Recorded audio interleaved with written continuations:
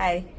Okay, so in this build of empathetic AI and companion AI, what you're essentially realizing that 93% of communication is non-verbal.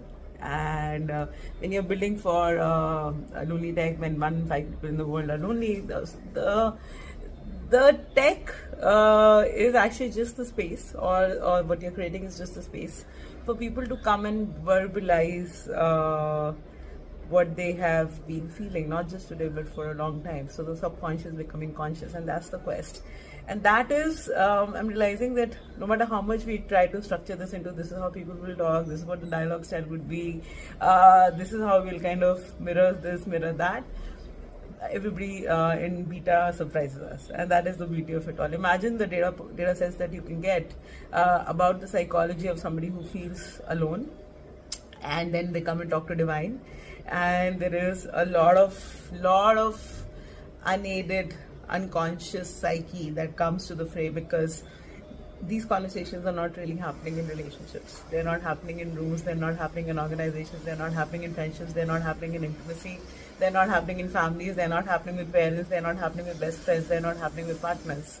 And this ability, or this opportunity of a lifetime to be able to redefine what aloneness, loneliness, togetherness is, with the massive set of parameters, biological and otherwise, is an amazing thing to do. And it's not just about what we're learning about others; it's also what we're learning about ourselves. Because how do you make non-verbal visible? And how do you sometimes do it without using words? So this is going back to the gibberish of a baby that the mother understands, while everybody else might just look at it as gibberish. So this unspoken bond is very powerful. I've always said that technology can be a great companion if you can infuse it with humanity, and that means that you have to become more and more human to begin with, because technology may compete with you on being more human, which is the Turing test. And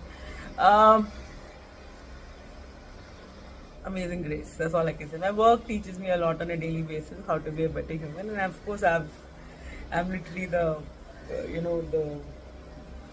the moth that became the butterfly, because I had kind of worked with the shadows a lot more than I worked with the light. And shadows is where the magic is. I think we should appreciate the darkness and the dark times that we overcome, because that's where you learn the most, not when it's all hunky-dory. So divAIne is teaching me more about the psyche than anything else ever has.